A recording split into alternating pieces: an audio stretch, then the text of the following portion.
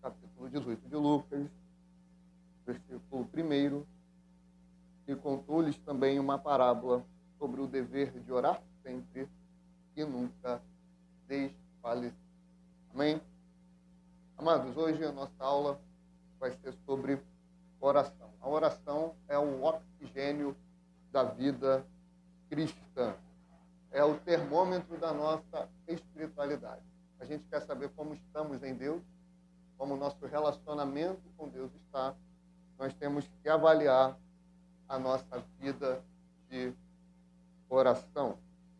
Uma igreja que não ora, um crente que não ora, ele está longe de Deus.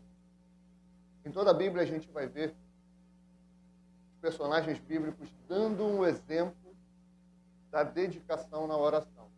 Jesus é um deles. Inclusive, no capítulo 11, fala que Jesus, depois de orar, foi indagado, foi interrompido, ou foi solicitado pelos seus discípulos que os ensinasse a orar. Ele orou no deserto, ele orou no monte, orou no jardim do Getsemane, ele orou na própria cruz. Em todo momento, Jesus, ele estava orando. Aí, aquela lição, né? Que o Filho de Deus precisava orar, quanto mais eu e você. Os apóstolos também priorizavam a oração. Pedro e João declaram em Atos 6,4: quanto a nós, nos consagraremos à oração e ao ministério da palavra. Paulo exortou em 1 Tessalonicenses 5,17: orai sem cessar. Tiago afirmou em Tiago 5,16: muito pode, por sua eficácia, a súplica ou a oração de um justo.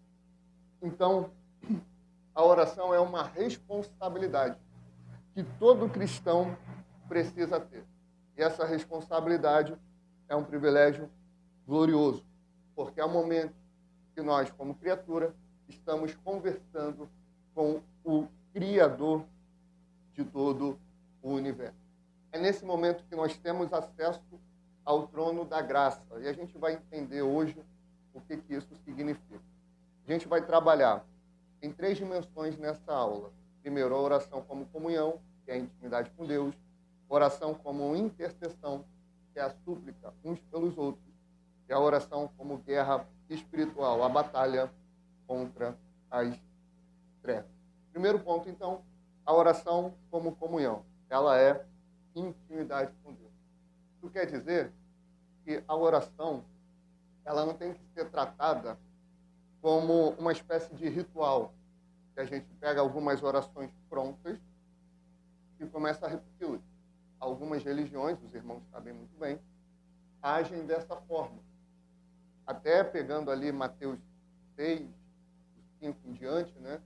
Aí querem repetir, orar 10 Pais Nossos para ter ali alguma espécie de bênção alcançada. Não é dessa forma que funciona. Mateus 6, quando Jesus está dando um modelo da oração, é justamente isso, um modelo, um exemplo de como orar. Não é para ficar se repetindo, e a gente vai ver biblicamente que isso é proibido. Amém? A oração, então, ela não é uma fórmula mágica. A oração nada mais é que a gente ter um contato, uma comunhão com Deus, um relacionamento com Deus. Agora, o grande ponto é que a gente precisa saber, entender com quem a gente está falando. Os discípulos, eles olhavam para a vida de Jesus, e a gente estudou isso em Cristologia, eles viam ali um homem, e de fato Jesus, ele era um homem. Ele não fluía aqui na terra com os seus poderes divinos. Por quê? Paulo fala em Filipenses que ele deixou toda a sua glória. Amém? Então, como é que Jesus fluía aqui na terra? Lucas 4,18, ele repete, ou melhor, ele lê Isaías 61, onde Jesus fala, o profeta Isaías fala sobre Jesus, e ele diz que se cumpriu ali. O Espírito do Senhor Jeová está sobre mim. Amém? Então, Jesus, ele fluía pelo poder do Espírito. E como é que Jesus cultivava isso? Através da oração. A oração sendo a arma mais poderosa dos crentes. Os discípulos viram Jesus fluindo de forma tão gloriosa que eles devem ter coçado a cabeça e olhado para Jesus e falado assim: Senhor, nos ensina esse ofício, nos ensina a orar. Alguém lembra, em alguma parte da Bíblia, algum dos discípulos pedindo para Jesus ensinar eles a pregar? Tem alguma parte assim? Senhor, ensina-nos a pregar. Tem alguma parte... O cachorro querendo converter. Tem alguma parte na Bíblia dos discípulos chegando para Jesus e falando assim: Jesus, ensina-nos a curar? Tem algum trecho na Bíblia assim? Tem algum trecho de Jesus falando assim? Tira ele. Pode tirar. Vou estar com medo também. Tem algum trecho da Bíblia dizendo assim, os discípulos falando, presta atenção aqui, dos discípulos falando, ensina-nos a expulsar demônios? Eu não sei isso. Só que eles tinham uma preocupação com a fonte de todo o poder de Jesus, que era algo que estava e está acessível a todos, que é a oração. Tanto que eles chegam para Jesus, no texto que nós lemos, e fala assim: ensina-nos a orar. A oração, ao mesmo tempo que é simples, ela é complexa e ela vai ter as suas regras. Você vai perceber hoje em dia, né, com esse aumento de liberalismo teológico. O que é o liberalismo teológico? É pegar a Bíblia e falar: a Bíblia ela não é a palavra de Deus. A Bíblia ela contém a palavra de Deus. A Bíblia ela até contém, mas a Bíblia só contém a palavra de Deus porque ela é a palavra de Deus. Quando as pessoas dizem que a Bíblia contém a palavra de Deus, elas estão querendo dizer que tem alguns textos da Bíblia que não foram inspirados por Deus. Só que essa questão de liberalismo teológico vai se desdobrando para questões mais complexas, como, por exemplo, a forma que a gente vai se relacionar com Deus. Boa parte das pessoas hoje acha que ter intimidade com Deus é chamar Deus de você, é chamar Deus de cara, isso, aquilo outro. Isso não é intimidade com Deus. Por exemplo, vocês vão perceber que eu e a minha mãe, nós somos íntimos. Temos uma intimidade. E como é o meu tratar com ela, tem hora. Por quê? Porque ela é velha? Não, é porque ela não é. Tanto que quando vai eu e ela na rua, às vezes acham até que eu sou marido dela, né? Aí ela acha que é porque ela parece muito jovem. Eu acho que é porque eu pareço muito velho, né? Mas isso não quer dizer que a gente não tenha intimidade e proximidade. Isso trata de respeito. No caso de Deus, isso tem que revelar o nosso temor e a nossa submissão a Ele. Então, ao mesmo tempo que a oração é simples, ela também tem as suas nuances que precisam ser estabelecidas. Se não fosse assim, os discípulos não precisariam falar para Jesus: ensina-nos a orar. Se a gente olha o ofício da pregação e fala: nossa, pregar é muito difícil, pregar é muito complexo. De fato, é difícil.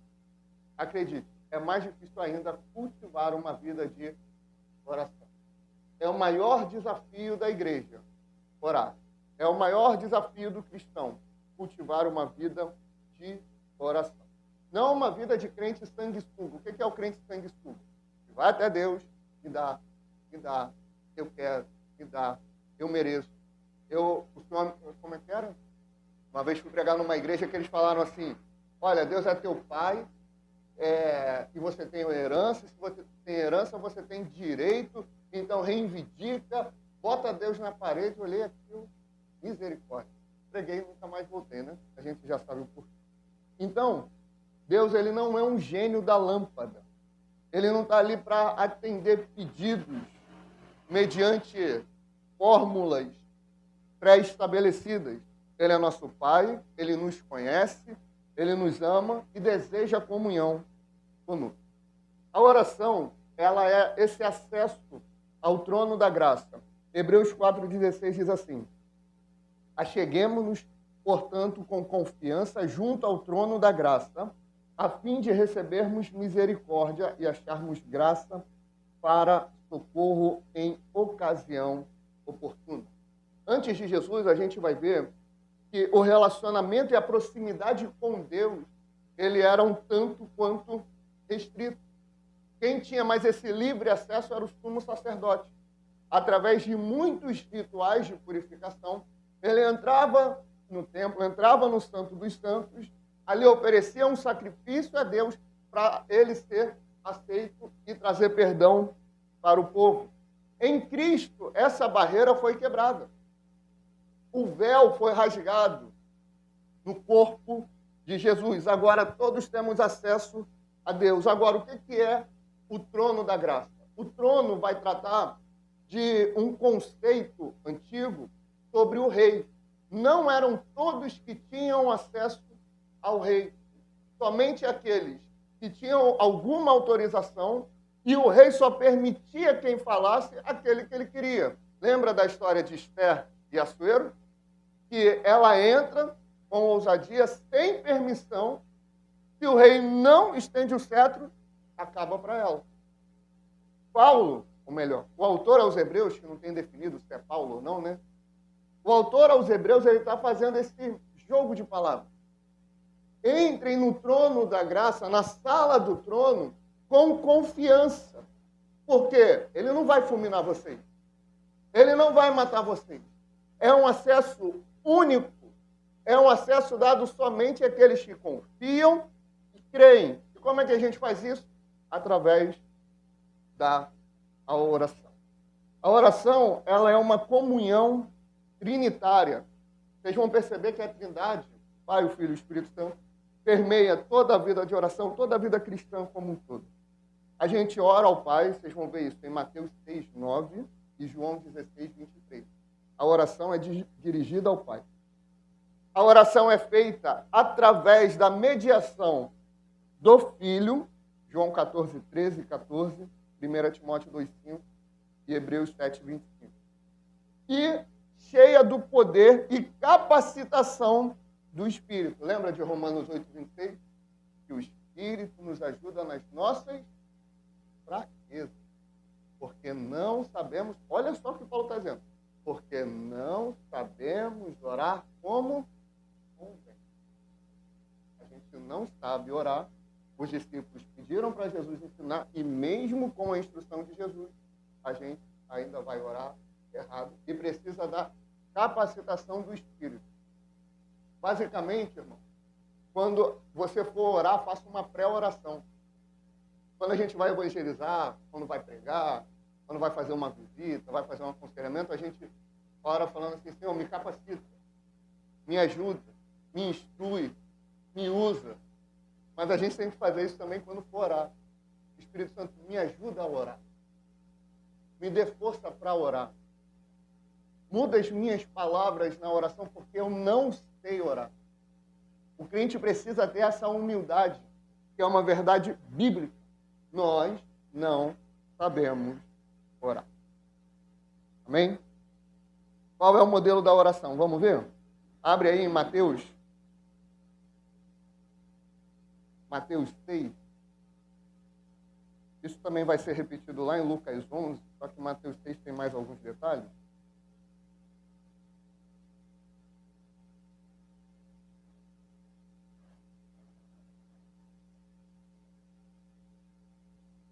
Evangelho de Mateus, capítulo 6.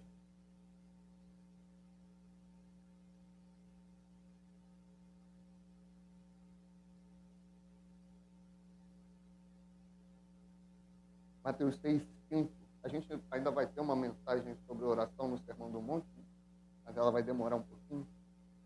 Mateus 6, 5 diz assim: E quando orares, não seja como os hipócritas, pois se comprazem em orar em pé nas sinagogas e às esquinas nas ruas, para serem vistos pelos homens. Em verdade vos digo que já receberam o seu galardão. Jesus aqui, ele está fazendo uma condenação e uma proibição. Se a gente lê de forma superficial, a gente vai cair no erro que uma seita cai, que são os testemunhas de Jeová, que eles dizem que a gente não pode orar em público. Inclusive, tem até um pessoal que brinca, né? Fala assim: olha, quando eles forem bater na tua porta, chama eles para orarem ali contigo. Eles vão correr, eles vão embora. Porque eles não oram. Eles leem esse texto achando que Jesus está proibindo a oração em público. Eu pergunto a vocês, Jesus ele orou em público em algum momento? Vários momentos. Quando ele está diante do túmulo de Lázaro, tinha uma multidão ali com ele. Pai, graças te dou porque me tem ouvido. A oração sacerdotal, João 17, ele está com os discípulos. Então, ele orou em público diversas vezes. Aí fica o questionamento, como é que ele vai proibir algo que ele mesmo fez? Por que ele faria isso? Tem algum sentido? Não. Então, o que Jesus está proibindo aqui? A hipocrisia. Orar para aparecer, para aparentar uma religiosidade. Então, aquela, soberba, aquele ego inchado de orar em público. Tem uns que mudam até a voz, Senhor, né? Aquela coisa bonita, né? Aquela coisa imposta. É isso que Jesus está condenando. A mesma coisa no jejum, só que a gente vai ver isso semana que vem. Ele não está condenando, nesse caso aqui, a oração pública. Vamos ler de novo. E quando orares, não seja como os hipócritas, pois se comprazem orar em pé nas sinagogas e às esquinas das ruas, para serem vistos pelos homens. A condenação não é o orar na rua. Se você estiver evangelizando alguém na rua, aquela pessoa te deu uma brecha ou pediu uma oração, naquele momento, eu não posso fazer? Não. Vai, bota a mão. Vai manifestar. Expulsa. Deus é contigo, amém? Agora, a condenação não está no público, no orar em público. Está em fazer aquilo para aparecer. Porque eles literalmente faziam isso. Eles iam para as esquinas das ruas para mostrar espiritualidade e ficavam lá, todo bonitão, orando, com voz alta, para chamar a atenção, para quando alguém passasse, lá, ó, o homem de Deus. Olha lá, o servo do Senhor. E não é assim que Deus quer. Por quê? Porque a oração ela tem um foco, um objetivo, que é a comunhão com Deus. Quando a gente ora, ou qualquer coisa, a gente faz para aparecer, a gente já recebeu o galardão aqui. Então, ela não vai ter mais eficácia. Amém? Verso 6. Mas tu, quando orares, entra no teu aposento, e fechando a tua porta, ora a teu pai que está em oculto, e teu pai que vê secretamente te recompensará. Dependendo da versão e o original, ele vai tratar mais aqui, quando fala entra no teu aposento, vai falar entra no teu quarto. Tem algumas pessoas que vão morar em kitnet, né? E aí, como é que faz? Aí não tem quarto? Como é que ora? Jesus está autorizando pessoas que têm casa a orar? É isso? A gente tem que interpretar corretamente, né? O quarto, ele vai tratar da intimidade. É um simbolismo que Jesus está usando. No quarto é onde você tem a intimidade com a esposa, com o seu marido. Então, é isso que ele está falando. Separe um momento de intimidade para você falar com o Pai, para você estar a sós com o Pai, para você estar próximo do Pai. Mas tu, quando orares, entra no teu quarto, entra no teu aposento, fechando a tua porta, ora teu Pai que está em oculto, e teu Pai que vê secretamente recompensa. É por isso que a gente precisa separar um tempo com Deus. Lembra no início que eu fiz uma provocação? A gente vai medir a nossa espiritualidade através da nossa vida de oração. Se nós temos uma vida de oração ativa, nós vamos saber se estamos bem espiritualmente ou não. Aí você pode virar para mim e falar, não, pastor, eu oro todo dia. Eu oro antes de dormir. Aquela oração de boa noite, Senhor abençoa Jesus, amém. Né? A gente pede para o Pai abençoar Jesus. Porque já está cheio de sono, não sabe mais o que está falando. Falta falar em línguas, né? De tanto que a língua enrola de sono que você está. Ou então, você está ali lavando a louça e está orando. Pastor, não pode orar lavando a louça? Pode. Só que o que vai nos dar o oxigênio, a vida, é quando a gente para as distrações e tem um secreto com Deus. E tem uma intimidade com Deus. Deus, ele só move avivamento, mover, evangelismo, conversões, quando o crente se posiciona, a igreja se posiciona em oração. Em oração secreta. Não é secreta no sentido maçônico, ninguém pode saber o que está acontecendo ali dentro. É secreta no sentido de pararmos tudo o que está acontecendo ao nosso redor. Se fosse nos dias de hoje, é como se Jesus falasse assim: mas tu, quando orares, desliga o teu telefone, desliga a tua campainha, avisa a tua família e vai orar em secreto. E vai ter uma intimidade comigo. Porque o ofício da oração, ele é tão negligenciado que a gente vai separando tudo que tem para fazer no dia e, no fim, lembra de talvez orar. E aí, mesmo quando a gente vai orar, se aparece alguma coisa que não é urgente, a gente já tira o tempo da oração. E esse é um erro muito grave. Mas tu, quando orares, entra no teu quarto e, fechando a tua porta, ora a teu Pai, que está em oculto, e teu Pai te vê secretamente e te recompensará publicamente. Verso 7. Mateus 6, 7. E orando, não useis de vãs repetições, como os gentios que pensam que por muito falarem, serão ouvidos. O que Jesus está tratando não existe uma fórmula mágica de você ser mais ouvido. E aqui o exemplo que ele está dando, que era algo que os pagãos faziam, era ficar repetindo a mesma oração. Como se ficar repetindo a mesma oração de forma litúrgica fosse uma forma de chamar a atenção da divindade dele. Por isso que Jesus fala, quando for orar, não fica orando de vãs repetições como os gentios fazem. Não é que a gente não pode orar pela mesma situação. Senhor, abençoa a igreja, abençoa o ministério, abençoa o evangelismo. Senhor, age na vida do irmão, age na vida do meu marido, age na vida da minha esposa. Liberta, transforma. Não é que a gente não pode repetir o mesmo assunto. A gente só não pode achar que o que vai ter poder para mudar a situação é a forma como eu oro repetindo. Porque o poder não está na forma como eu oro me repetindo. 30 Ave Maria, 50 Pai Nosso, por aí vai. Isso não tem poder. O poder está em quem? Deus. Ao Deus que nós oramos. Verso 8. Não vos assemelheis, pois, a eles, porque vosso Pai sabe o que vos é necessário antes de vos pedir. Exatamente o que falamos. O poder está em Deus. A partir de agora, Jesus ele vai dar uma espécie de modelo. O que tem que conter em toda oração. Ou uma ideia do que a maioria das orações tem que ter. Alguns desses pontos. Portanto, vós orareis assim. Jesus já começa dessa forma, porque ele está partindo de um ponto que os crentes entendem que tem que ter intimidade com Deus. Amém? O outro detalhe vai ser lá em Lucas 18, que ele fala: e contou Jesus uma parábola sobre o dever de orar sempre. Não é nem Jesus que está falando que tem que orar sempre. É o próprio Lucas escrevendo, porque ele entendeu, como cristão, que ele tem que orar sempre. É por isso que eu não vou ficar batendo numa tecla. Olha, venham na reunião de oração. Reunião de oração toda a última sexta. Eu não vou ficar batendo nessa tecla.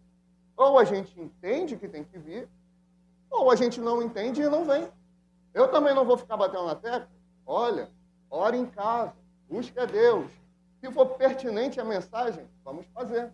Mas nós, como cristãos, maduros em Cristo Jesus, precisamos entender que temos que ter o nosso secreto com Deus. Por isso que Jesus ele já parte desse pressuposto.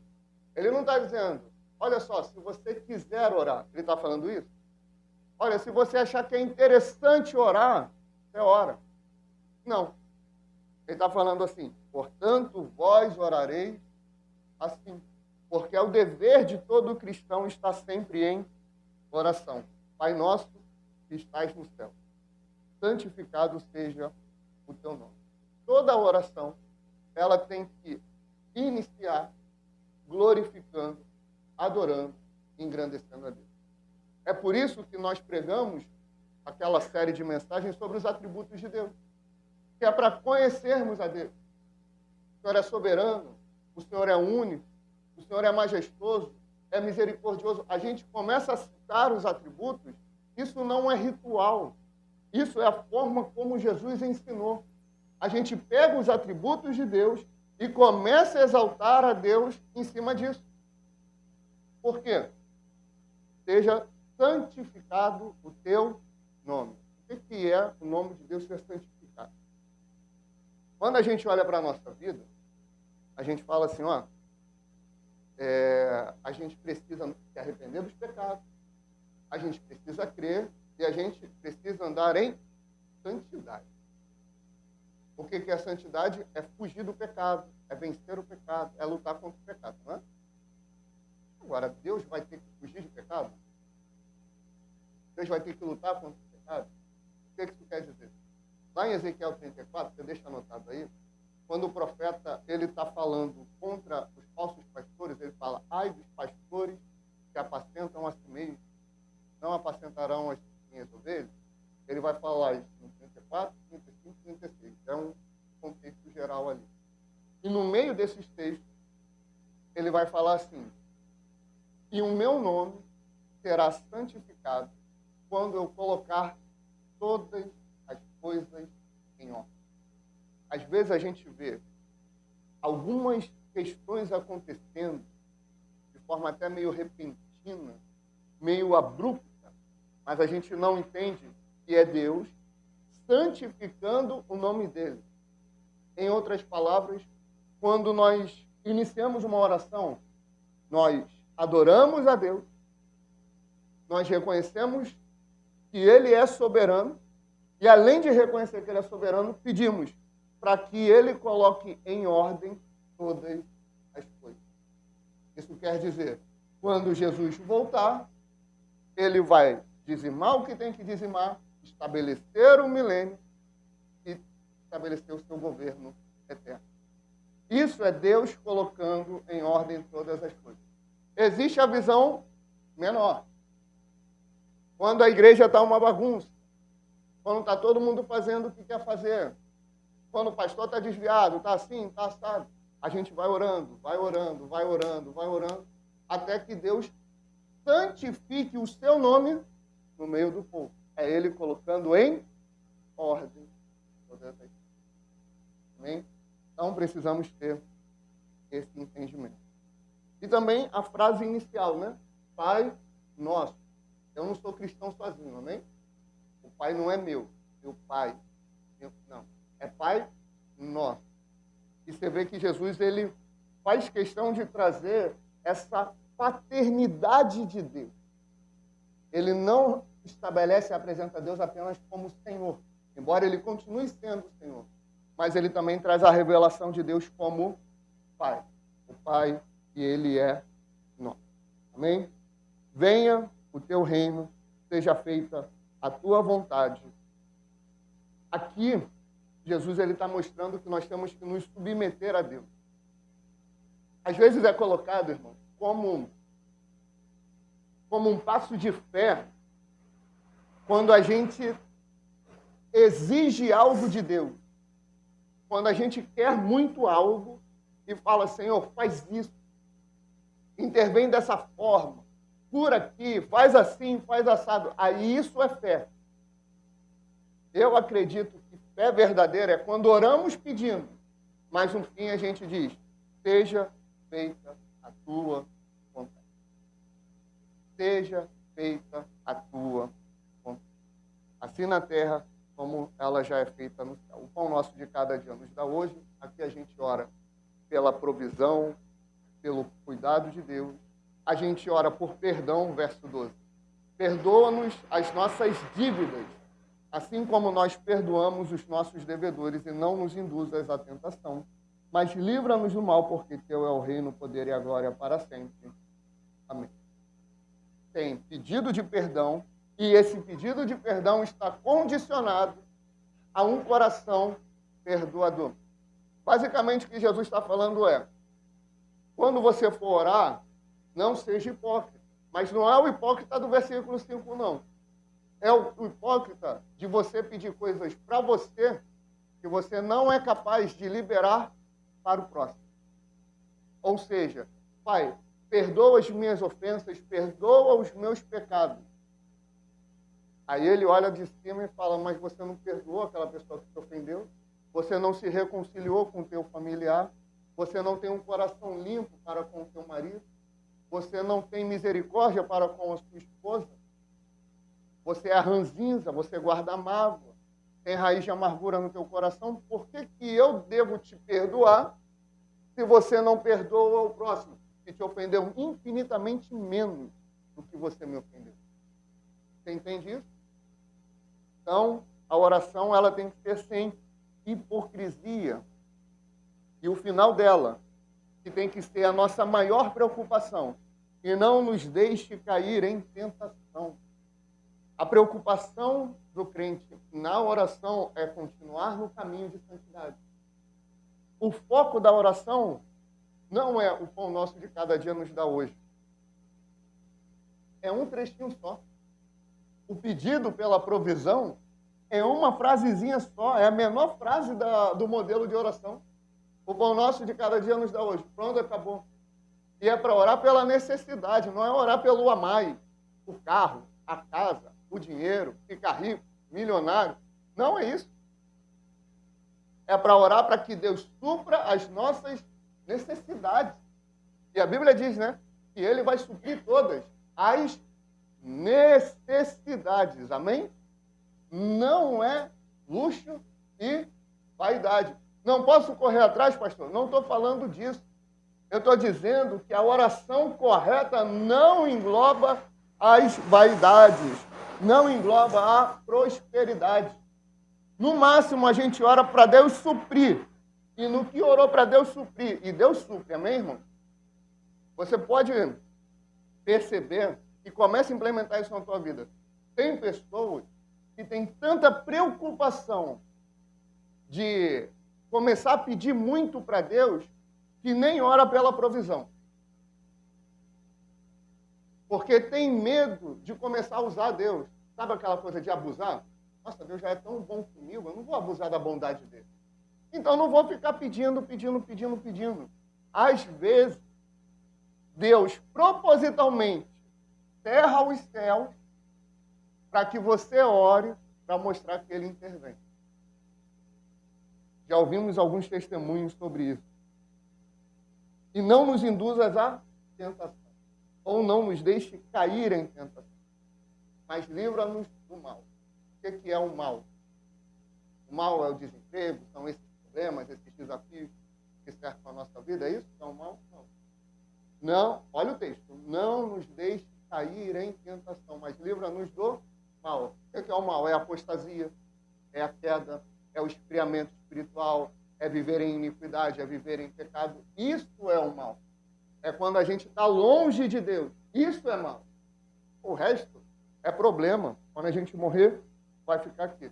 Por que a gente pode confiar em toda essa oração? Porque é uma oração modelo que Jesus estabeleceu. E a motivação para que essa oração seja ouvida pelo Pai está no final do verso 14. 14 não, 15. Se porém, não, 13, perdão. Porque teu é o reino, o poder e a glória para sempre.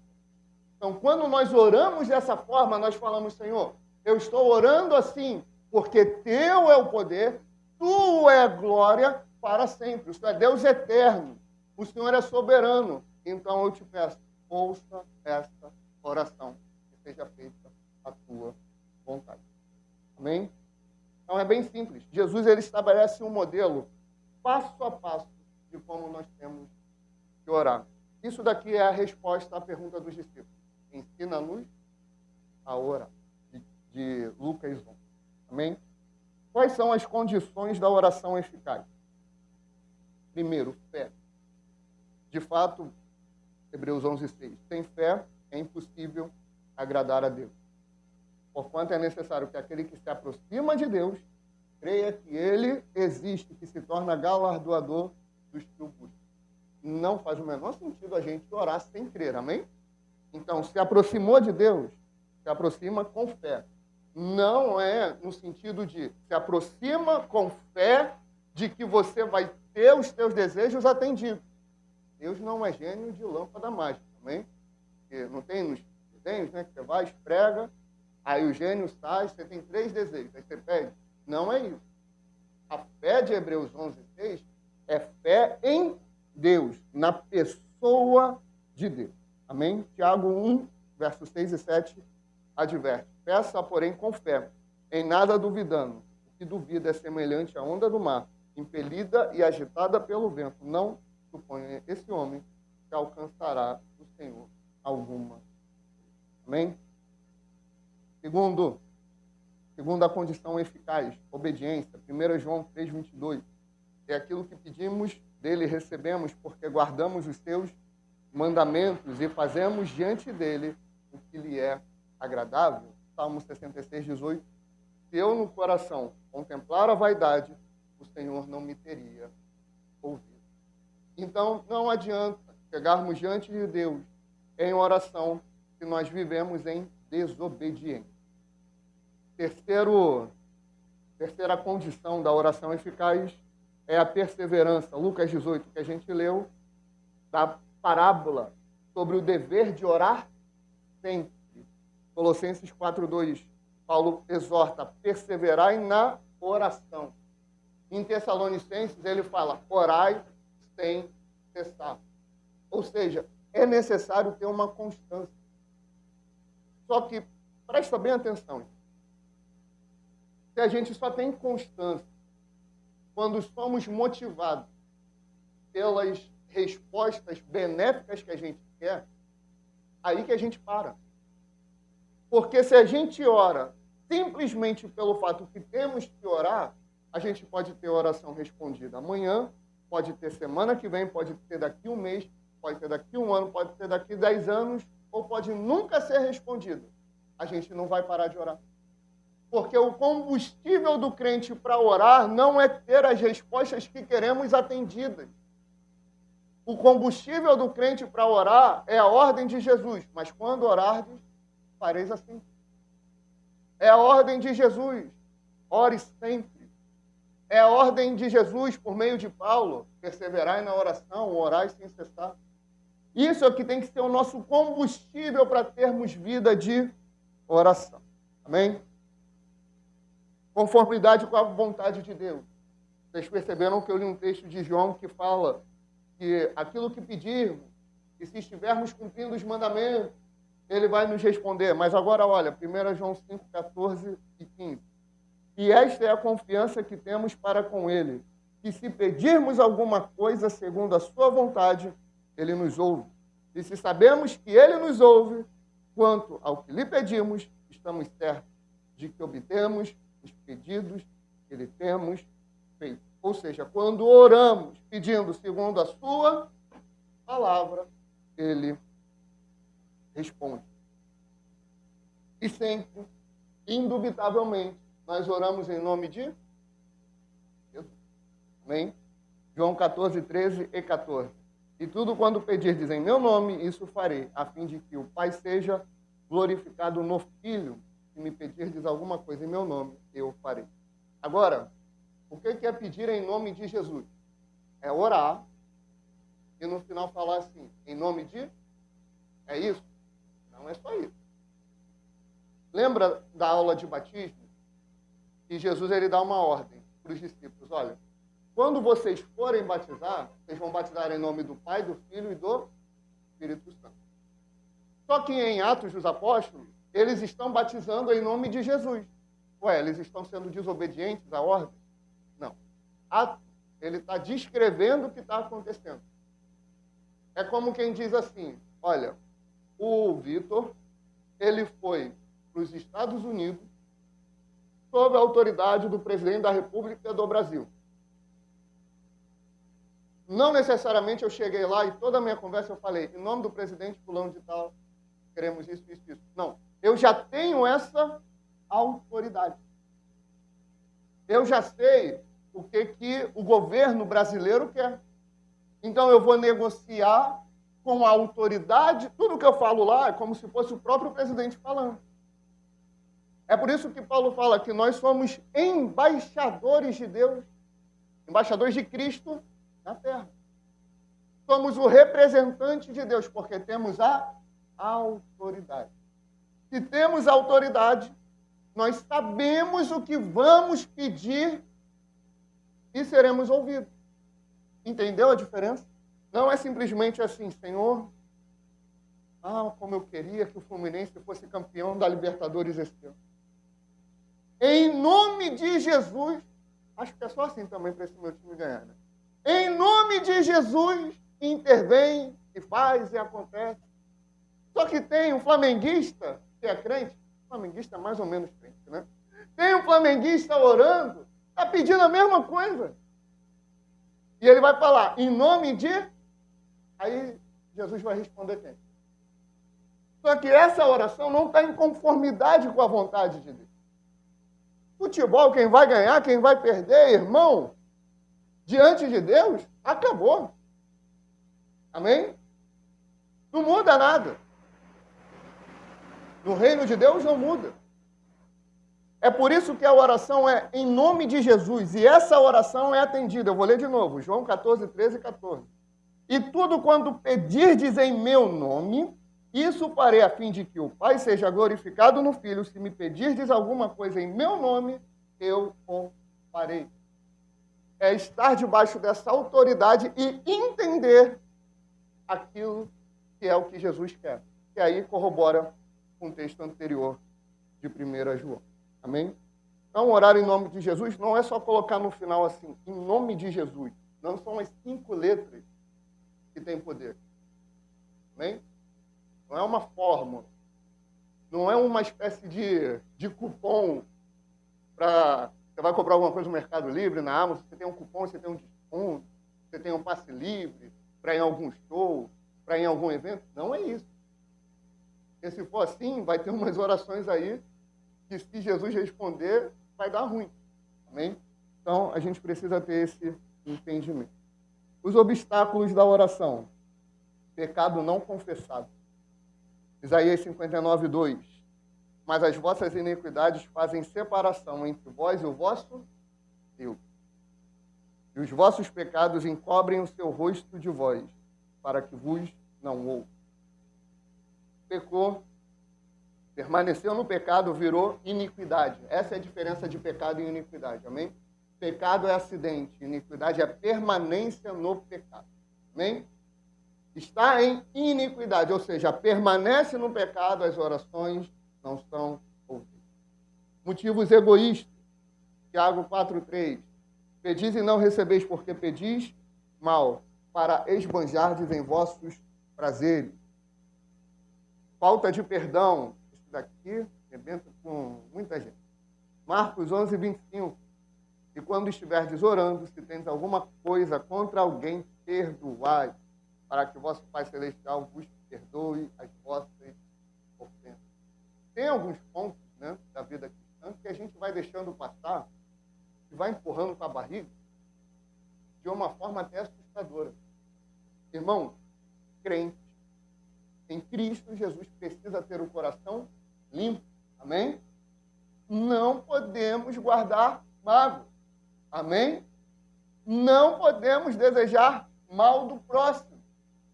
O próximo, ele pode ser aquele político que tu detesta. E eu sei mesmo que eu estou falando que isso dói na minha carne quando eu falo. Mas não podemos desejar mal. Não podemos guardar rancor. Amém? O amém diminui, né? Eu sei que é difícil. É um desafio. Mas a gente precisa pelejar por isso todos os dias. Se não tem coração limpo, não vê Deus, não. Se não tem coração limpo, não entra no céu. Se não tem coração limpo, não tem oração ouvida. Amém? Esse daqui é bom. 1 Pedro 3,7. Uma advertência conjugal. Pedro falando aos maridos, Vivei a vida comum do lar, com discernimento e tendo consideração para com a vossa mulher, como parte mais frágil. Tratai-a com dignidade, porque sois juntamente herdeiros da mesma graça de vida, para que não se interrompam as vossas orações. O marido que não vive uma vida de comunhão com a esposa, que não tem discernimento com a esposa, isso não está no esboço, eu só estou pegando o que o próprio texto está dizendo, que não tem consideração com a esposa, entendendo ela como a parte mais frágil, que não trata a esposa com dignidade, que não entende que a tua esposa, antes de ser tua esposa, é tua irmã em Cristo, vai ter as orações interrompidas. Não é só não ouvidas. É como se Deus do céu falasse assim, para. Tu está todo errado. Vai cuidar daquela que tu prometeu cuidar e depois vem orar. Olha como Deus olha o casamento. Olha a seriedade que é. Casamento, relacionamento, não pode ser tratado como a sociedade vê. E incredulidade. A gente já cansou de ver textos que falam que devemos nos chegar com Deus. Amém? Bom, para avançarmos, oração como intercessão. Vamos ver em toda a Bíblia que há um incentivo para que nós vivamos esse ministério de intercessão. Para quem que a gente deve interceder? Por quem nós devemos orar? Primeiro, por todos os homens. 1 Timóteo 2:1. Paulo fala isso. Segundo, por autoridades. Aqui é loucura. Paulo manda orar por autoridades governamentais, pelos políticos que estão no poder. Aí você vira assim e fala, eu oro, pai. Senhor, mata o presidente. Prende o governador. É assim que Paulo está ensinando a orar? Não é. Mas, pastor, ele não viveu no governo do PT. Ele não viveu no governo do Bolsonaro. Ele não viveu um governo tão ruim. Ele não sabia o que estava falando. Primeiro, a Bíblia é a palavra de Deus, amém? Paulo podia não saber o que estava falando, mas o Espírito sabia, amém? Segundo, o governador, o imperador, o político da época de Paulo era 1 milhão de vezes pior do que qualquer político que está aí hoje. Porque eles imperavam de forma ditatorial. Era muito mais difícil. Inclusive, eles eram perseguidos. Paulo foi um mártir. Paulo já tinha passado um bocado. Paulo já tinha sido preso. E está mandando orar pelas autoridades. Para que a nossa vida vá bem. Depois você lê 1 Timóteo 2. É um mandamento. É uma ordem. Ore pelas... Eu não vou perguntar se você orou pela autoridade do Brasil essa semana. E nem vou perguntar como foi essa oração. Amém? Mas nós devemos orar. 1 Timóteo 2:2. Em favor dos reis e de todos os que se acham investidos de autoridade, para que vivamos vida tranquila e mansa, com toda a piedade e respeito. É o que está no versículo. Orar pelos perdidos, Romanos 10:1. Irmãos, a boa vontade do meu coração e a minha súplica a Deus a favor deles são para que sejam salvos. Isso tem que estar em todas as suas orações. Orar pelos perdidos, aqueles que evangelizam antes de sair a evangelizar. Nós temos que orar para que essas vidas sejam alcançadas. A gente pode vir aqui. Essa eu diria que seria até uma aula de introdução ao ministério de evangelismo. É muito mais importante entendermos e sabermos como orar, que aí vamos ter um evangelismo eficaz, do que termos técnicas e frases prontas na hora de entregar um panfleto. É muito mais proveitoso estarmos banhados em oração na hora de evangelizar do que sair daqui cheio de técnica de marketing, de rapport, Vocês nem sabem o que é isso. Né? É tudo técnica que os gurus falam aí e trazem isso para o meio da igreja para melhorar o convencimento. Aqui não tem isso. Quem convence? Amém? Oramos pelos santos, pela igreja, Efésios 6,18, com toda oração e súplica, orando em todo tempo no Espírito, e para isto, vigiando com toda perseverança e súplica por todos os santos, pelos pastores e líderes, Efésios 6:19 e 20, né, a continuação, e também por mim, Paulo falando, para que me seja dada, no abrir da minha boca, a palavra para com intrepidez fazer conhecido o mistério do Evangelho, pelo qual sou embaixador em cadeias, para que em Cristo eu seja ousado para falar como me cumpre fazê-lo. É interessante, né? Paulo fala, orem por mim, eu sou embaixador em cadeias, eu estou enfrentando prisões. Ele podia falar, ore por mim para Deus me livrar. A preocupação dele não é essa. A preocupação, ore por mim, para que me seja dada no abrir da minha boca a palavra para com intrepidez fazer conhecido o mistério do Evangelho. Porque eu sou embaixador em cadeia. A preocupação de Paulo não era estar solto, mas era cumprir o ministério que lhe foi proposto. Colossenses 4:3 e 4, suplicando ao mesmo tempo também por nós, para que Deus nos abra a porta, a palavra, a fim de falarmos do mistério de Cristo, pelo qual também estou algemado, para que eu manifeste como devo fazer. Amém? Orar pelos doentes, Tiago 5:14 e 15. Orar pelos inimigos, Mateus 5:44. Eu, porém, vos digo, amai os vossos inimigos e orai pelos que vos perseguem. Isso daqui é muito difícil. Mas o evangelho não é fácil, amém? Nós temos exemplos bíblicos de intercessão. Abraão intercedendo por Sodoma, Moisés intercedendo por Israel. Quando Israel estava fazendo a lenha toda, estava falando um monte de besteira, Deus falando, eu vou matar eles e vou fazer uma nação a partir de você. Moisés vai e intercede pelo povo. Samuel intercedendo por Israel. Essa intercessão aqui, eu vou ler. 1 Samuel 12:23. Olha como Samuel entendia a importância da oração.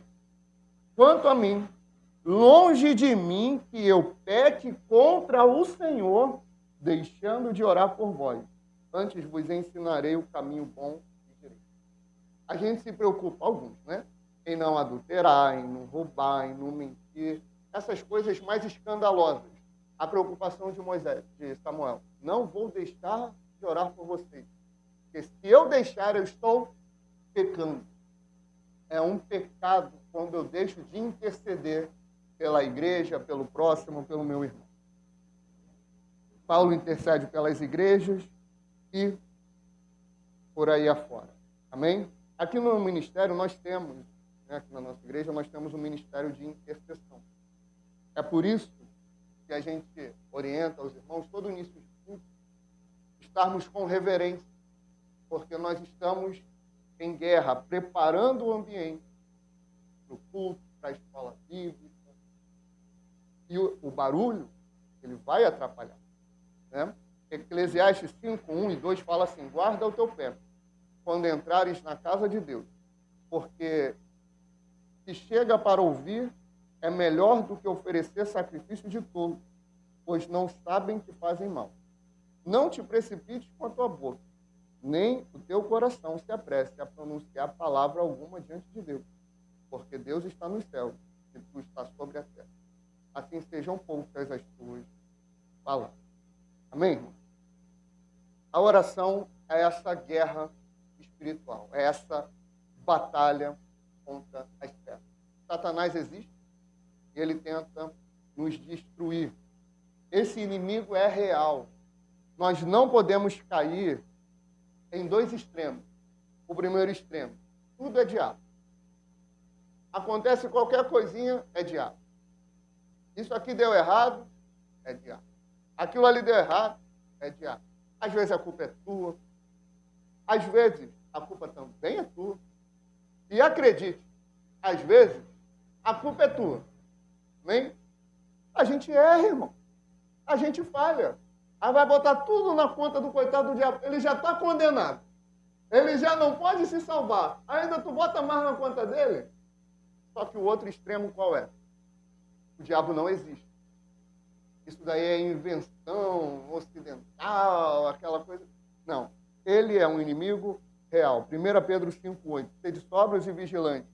O diabo, vosso adversário, anda ao derredor, como um leão que ruge procurando alguém para devorar. Efésios 6:12. Porque a nossa luta não é contra carne e sangue, sim contra principados e potestades, contra os dominadores desse mundo tenebroso, contra as forças espirituais do mal. Amém? Oração é declarar guerra contra o reino das trevas. Por isso, cultive uma vida de oração constante. Estabeleça momentos regulares de oração. Ore com a Bíblia aberta.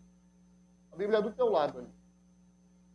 Quando você está lendo a Bíblia, é Deus falando com você. Quando você ora, é você falando com Deus. E, óbvio, ore em comunidade. No nosso caso, nós temos, uma vez por mês, uma reunião de oração. Incentivo a todos os membros da igreja a estarem aqui. E o mais importante do que isso, ore todos os dias. O que eu estou dizendo é tão urgente que é encerrar a escola bíblica, você pegar o seu celular e vai botar o despertador. Todo dia, 6 horas da manhã, é o meu devocional. Todo dia eu vou orar. Todo dia, de forma inegociável. Amém? Mas eu tenho uma rotina complicada que muda os horários. Amém? Estuda direitinho, analisa, se organiza e ore todos os dias. A oração não é opcional na vida cristã. É essencial, é o meio pelo qual experimentamos comunhão com Deus, intercedemos pelos santos e travamos batalha espiritual contra as trevas. Sem oração somos fracos, estéreis e derrotados. Com oração somos fortes, frutíferos e vitoriosos. Filipenses 4, 6 e 7. Não andeis ansiosos de coisa alguma, em tudo, porém, sejam conhecidas diante de Deus as vossas petições, pela oração e pela súplica, com ações de graças, e a paz de Deus, que excede todo entendimento, guardará o vosso coração e a vossa mente em Cristo Jesus. Que a aliança seja um povo de oração, orando sem cessar, intercedendo pelos santos, resistindo ao diabo e experimentando comunhão profunda com Deus. Amém? Alguém tem alguma pergunta?